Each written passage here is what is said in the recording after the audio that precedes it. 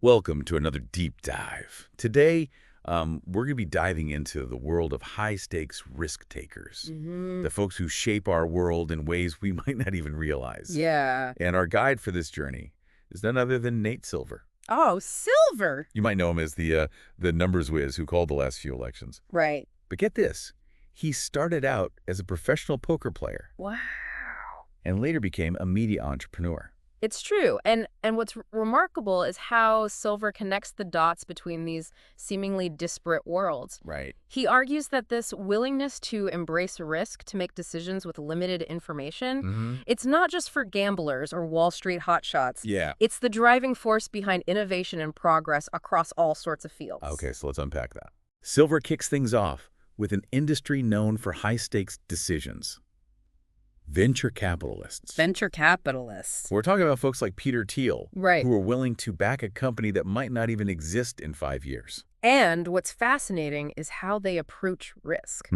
They might invest in 10 companies, knowing that only one or two might become the next Google or Amazon. Wow. They're playing the long game, looking for those outlier successes that redefine the playing field. So they're not just throwing darts at a board hoping something sticks. Not at all. Okay. They're looking for specific indicators, analyzing market trends, and evaluating the team behind the idea. Right. But there's always a huge element of uncertainty. Yeah. They're essentially betting on a future, and that takes guts. And that's where Silver's own journey gets interesting. He went from the high-stakes world of professional poker to forecasting elections where the stakes are arguably even higher. Right. It's like he took the same risk calculation skills from the poker table to the political arena. It's a fascinating parallel in both poker and forecasting. You're dealing with incomplete information, assessing probabilities, and making decisions based on the best available data. Right. And sometimes you're making those decisions with thousands, even millions of dollars on the line. And now he's navigating the constantly shifting world of media. Silver's got some really insightful observations about how platforms like Substack are changing the game for journalists. Absolutely. Substack, for those unfamiliar, allows writers to build their own independent platforms and connect directly with their audience.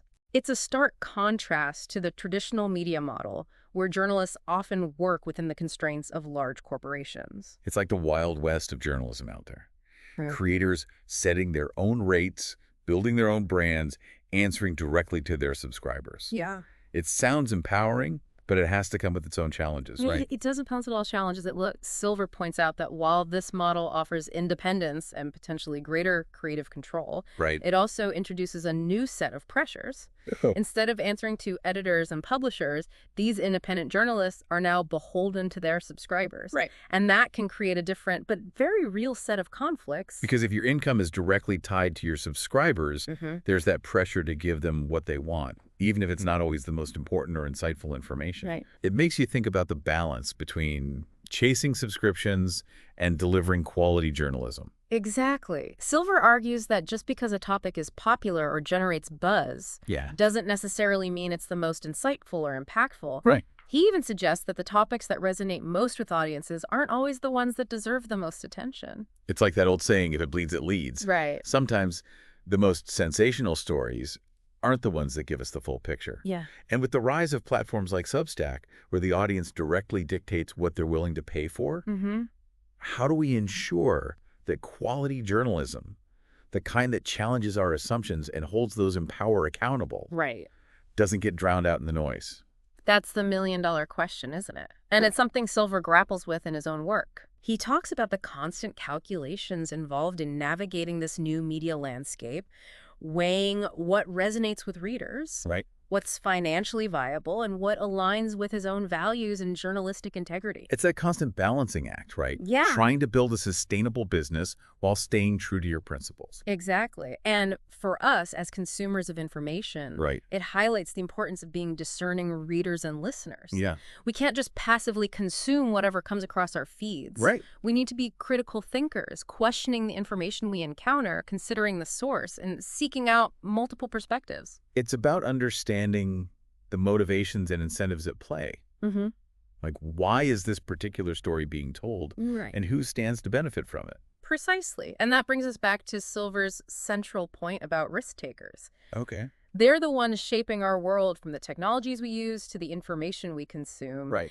Understanding their motivations, their strategies, and Right. the potential consequences of their actions, both intended and unintended, is crucial for navigating the complexities of the 21st century. It's like Silver himself is a case study in risk-taking.